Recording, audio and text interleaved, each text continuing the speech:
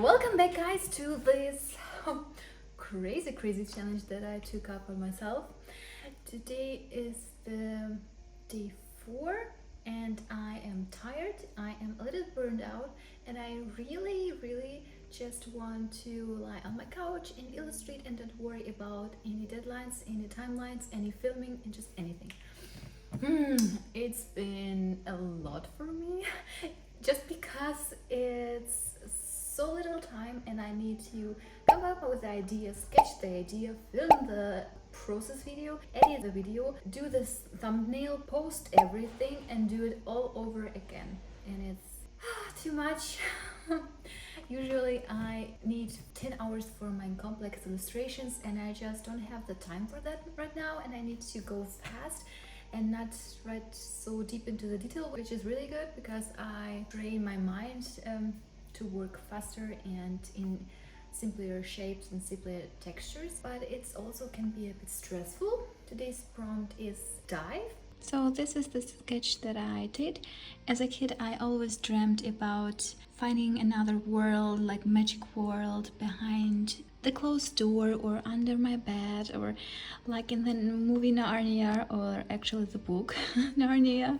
So this is the idea. Today's video is going to be a bit different because I already did all of the flat colors in my illustration and I just wanted to go and add a bit texture in light and shadow. It's complex illustration, that's why I don't want to spend too much time figuring out all the shapes and all the details and just dive, like the prompt, into adding texture, light and shadow. Those are just simple shapes, simple colors, nothing really special, nothing really detailed. Here are all of my layers. I never name my layers. I'm too lazy for that. I just look so tired, but that's okay. Let's get to work. And while I'm illustrating, I thought why not to talk how I became a freelance illustrator.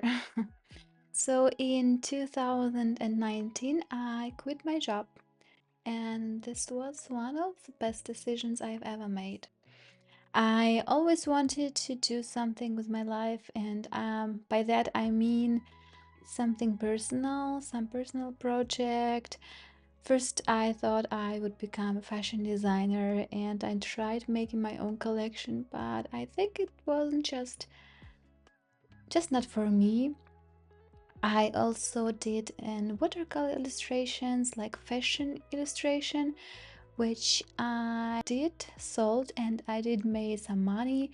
I posted them on Instagram. I did some fashion illustrations of the stars and they reposted it, and I got a few followers and a few orders, and I really liked it. By the time I was already living in Germany and studying, I'm not sure how to call it in English, but something similar to a design but more technical.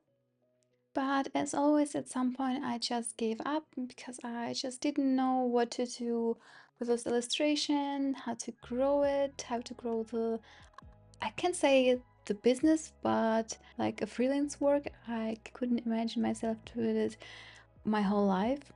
So after I graduated, I went working for a big company and I was illustrating prints for children's clothing and making prints and patterns, and I had a really good time. I got to travel around Europe, see some cities, do a lot of shopping, and just I found a really good friend in there.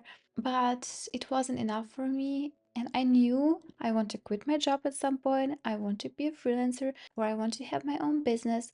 So I've listened a lot of business podcasts, freelancer podcasts on the way to the work and back and at home, and I was manifesting that point that at some day I would do that. I will quit my job. At the beginning of 2019, we moved to Bavaria, the part in Germany, and I started a new job which I didn't like at all. there were not much to do, and this was not more children's clothing though, and more young fashion, and I didn't have fun. I really didn't enjoy it, and that I was just sitting there and waiting for work because there was none, and I had to look like I'm working, and I hated it. It was really hard. So I kept on motivating myself and manifesting that I will become a freelancer. And with the support of my sisters, I quit the job because my older sister told me, like, if you wanted to do it, just do it. And if you have financial troubles, I will help you. And of course, I was married, and my husband would help me too. So we would manage if I hadn't any jobs or clients at the beginning. So I was so unhappy with my life at that point that I decided, okay, when not now, then when. So I quit my job. Yeah. And I was scared. Of course, I was scared. Yes. And I have a husband who would help me financially and mentally, and also my sister. I had a huge support system, and without that, I'm not sure I would ever do such a big step.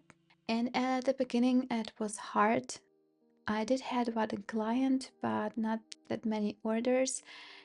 And the first year was hard.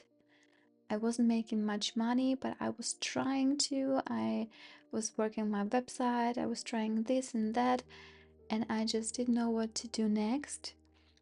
But when the year passed, I've sent so many emails to potential clients asking if they want to work with me.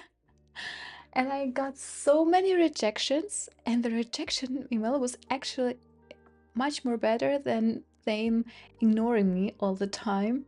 In 1 year, it got a little bit better, and then even better and better with the time.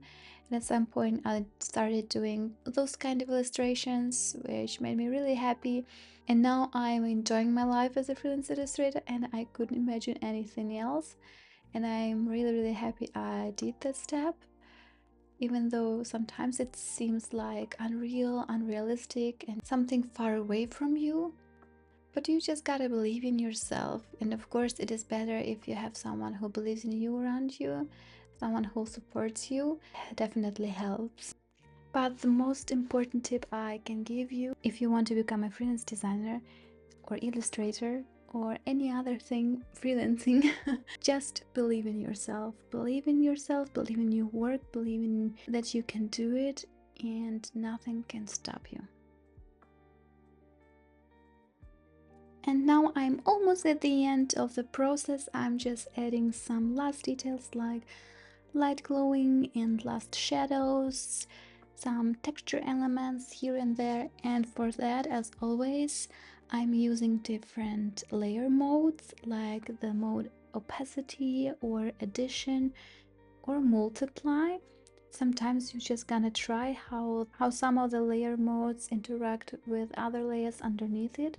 Just try it out, just try to mix it.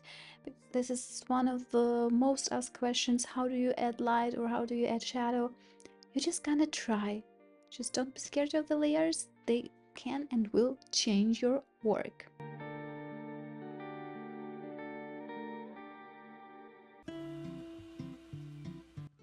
To give the illustration that cinematic look, the depth, I just blurred the background and the elements in the foreground.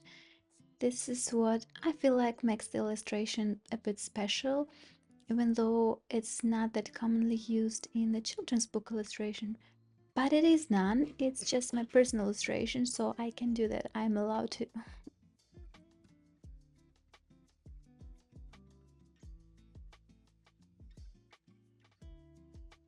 Thank you guys for following along with this series. We have 3 more to go and then we're finished. I'm so excited and I'm looking forward to share other videos with you. I hope you like this video. If you feel like it, please hit the like button and I'll see you in the next one. Bye!